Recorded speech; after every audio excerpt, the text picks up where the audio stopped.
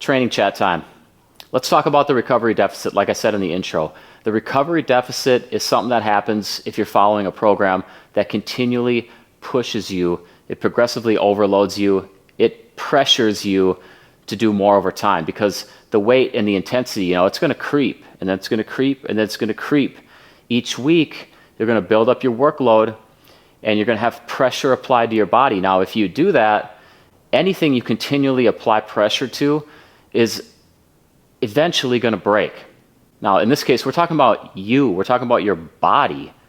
You don't want your body to eventually break. So before you get to that breaking point, before that recovery deficit gets so big that you crack, you have to let your body recover and dig out of that hole. View the recovery deficit as this hole. Like as you're pushing yourself, as you're growing and strengthening, you're traumatizing your body through it all.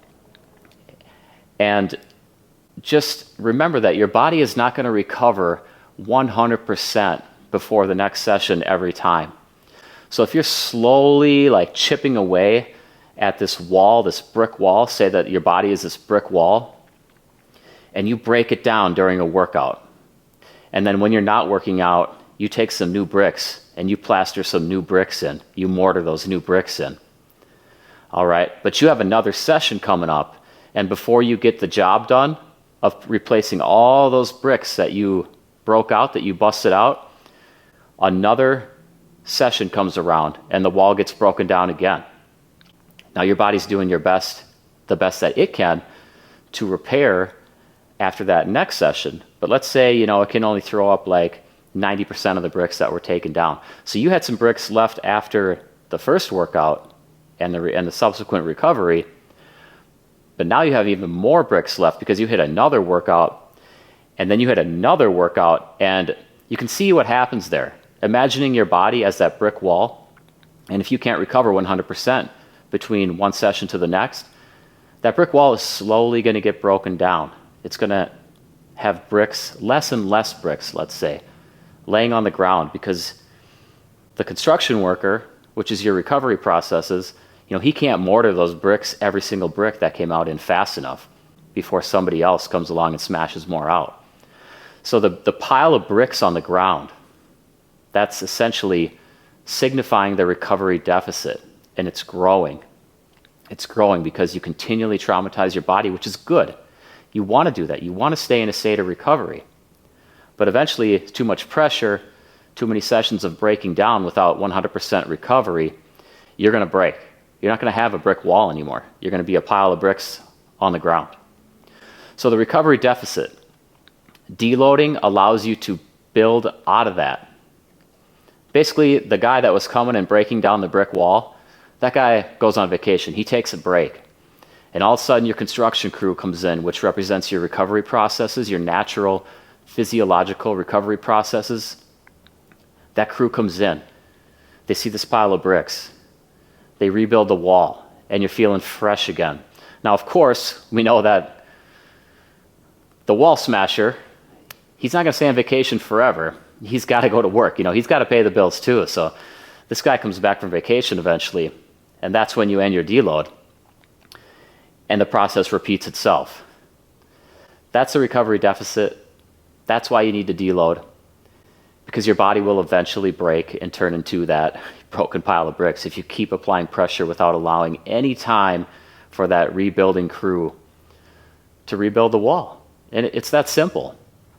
You got to keep this in mind. You have to keep this in mind as you're going through workouts and things start to feel, maybe a little bit tougher than usual. And maybe that happens again. And maybe that happens again.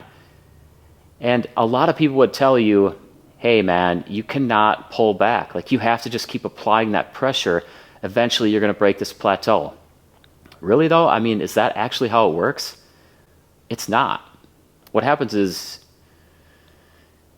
you're going to get hurt. Like that's exactly what's going to happen when you're pushing yourself over time and you're listening to the idiot telling you, hey man, any downtime is slacking. I love it when people say, don't even sleep, just work. That's such stupid bullshit. It's like this grind mentality.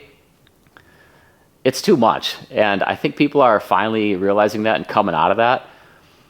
But you don't need to follow that. Don't listen to that. I mean, it's easy for somebody to just post a meme or something like that, or not even a meme, just post like one of those inspirational quotes, you know, but the word balance with a slash through it. No sleep, just work. It's easy to post that, but you have no idea. Like, they could be posting that and then they're sleeping for 8 hours immediately afterwards. That's how silly it is. And if they're not doing that, what always happens, and I've seen this in the long term, these guys that preach this, eventually they have this big long post where they're just broken. They're defeated. They're destroyed. And they've eventually realized their mistake of not having balance. So you have to have the balance in your life, but you also have the balance you have to have the balance in your training and your recovery as well. So have a quality ratio of training and rest days. That's just your regular basic foundation. But then also understand that even if you have that quality ratio where you're taking, you know, a few rest days each week, maybe just a couple depending on your age, you're still going to run into the point where you need to deload, and you're still going to build up that recovery deficit. If you're using a program that's pushing you. And you should be doing that. That should be no question. So that should be a given. So you are going to run into that point where the recovery deficit gets so big. The brick wall that is you is broken down. And you need to tell that wall smasher, you know, go on vacation, get out of here. I need to bring my crew in. I need to rebuild. And that's your deload week. Okay. I'm going to get to the next exercise here. You know what's next? I'm going to hit some squats. I'm going to hit some high rep squats because that's what I'm feeling today. I don't really feel like doing 40 steps on unilateral leg work, especially on film. You know, those sets, they take like 2 minutes each. I'd rather just knock out some squats, get some super quad pump going, and move on. If you have questions on this, hey, give me a comment. I would love to answer your questions. That's what this is all about. Give and take. I teach, you learn, maybe you teach me. I would love that. I learn, and we build this relationship, and we interact, and we grow this crew. That's what it's about for me. I hope it's about the same thing for you. I really do.